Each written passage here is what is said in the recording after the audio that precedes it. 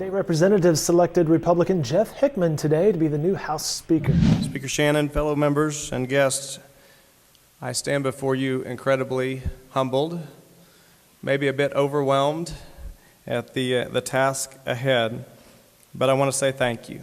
Thank you for the honor that you've given me by placing the trust that you've placed in me to serve as your Speaker of the House of the Oklahoma House of Representatives. Hickman will fill the position vacated by T.W. Shannon, who resigned as House Speaker earlier this month to campaign for a spot in the U.S. Senate. Hickman won a two-man race today against Mike Jackson from Enid. Joining us now is Capitol Bureau reporter for the Oklahoman, Randy Ellis. He was present during the House session and joins us now by phone. Randy, thanks for your time today. You bet. What kind of an impact is Hickman expected to have? Well, it's a little early to say for sure, but one thing his fellow representatives seem to value about him is his willingness to listen to their ideas. Representative Lisa Billy talked about that during her nomination speech for Hickman.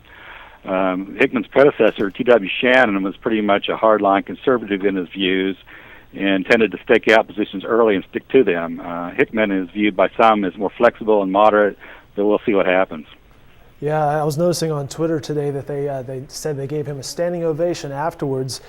Speaking of Hickman, let's talk about him as a conservative voter. What has his record been in the past? Well, he's definitely been conservative and family-oriented, but perhaps more moderate than Shannon. He was a strong advocate for increasing the pay for Oklahoma Highway Patrol troopers and corrections guards, so his election as Speaker should be viewed favorably by them. I understand he broke ranks with the Republicans to vote against the tax cut last year, so it will be interesting to watch negotiations with Governor Fallon's proposed tax cut this year.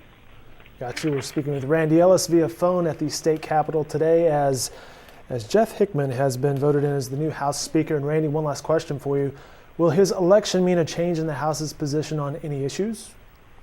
It could. As I mentioned, Governor Fallon's proposed tax cut is one area to watch to see if Hickman's election impacts the House position on that.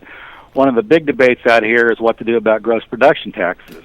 The gross production tax currently stands at 7%, but drillers are given an incentive to drill horizontal wells by having their tax rate reduced to 1% for the first 48 months for horizontal wells, and most wells drilled in the state now are horizontal wells. Former Speaker Shannon came out early in favor of making the 1% incentive permanent, while the governor's office has been talking about some type of compromise that would establish a tax somewhere between 1% and 7%. Hickman said Monday that will be an issue he will talk over with the Republican caucus before announcing a position. Shannon was also adamantly opposed to bond issues for financing capital repairs and other projects, objecting to creating more debt for the state. It will be interesting to see if the House will be more willing to accept a bond issue with Hickman in charge. That's our man at the state capitol, Randy Ellis. Hey, thanks for your time and the information today, Randy.